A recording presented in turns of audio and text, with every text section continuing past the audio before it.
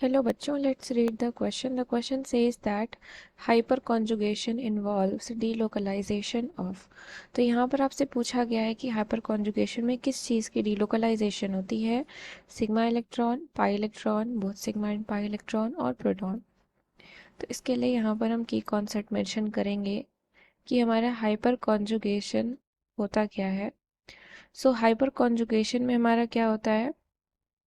Hyperconjugation describes the orbital interaction between the pi system and the adjacent sigma bond of the substituent group in the organic compound. That is, hyperconjugation involves the orbital interaction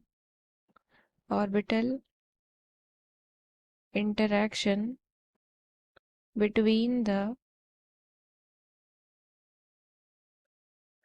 pi system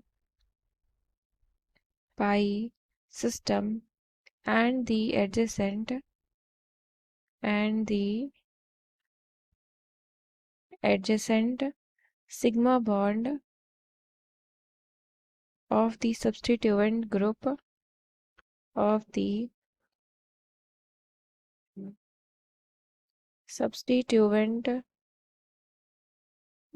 in organic compound.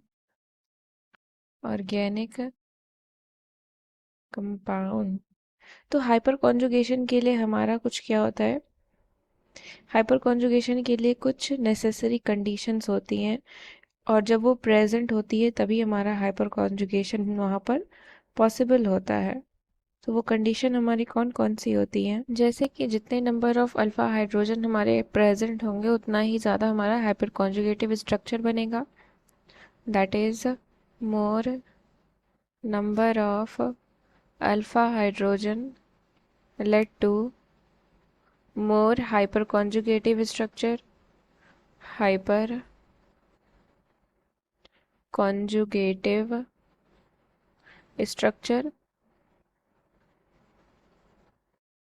और जितने ज़्यादा hyper conjugative structure आपके बनेंगे उतनी ही ज़्यादा क्या होती है? स्टेबिलिटी होती है। तो हमारा हाइपर कॉन्जुगेशन में क्या होता है? डीलोकलाइजेशन होता है। अगर हम ऊपर के डेफिनेशन से देखें कि ऑर्बिटल इंटरेक्शन हो रही है पाई सिस्टम और एडजेसेंट सिग्मा बॉन्ड में, तो यहाँ पर बेसिकली होता क्या है? डीलोकलाइजेशन होती है आपकी सिग्मा इलेक्ट्रॉन्स की। So it involve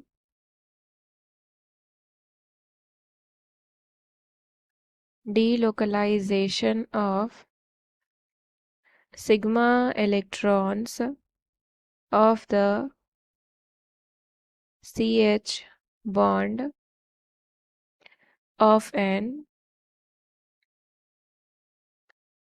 alkyl group directly attached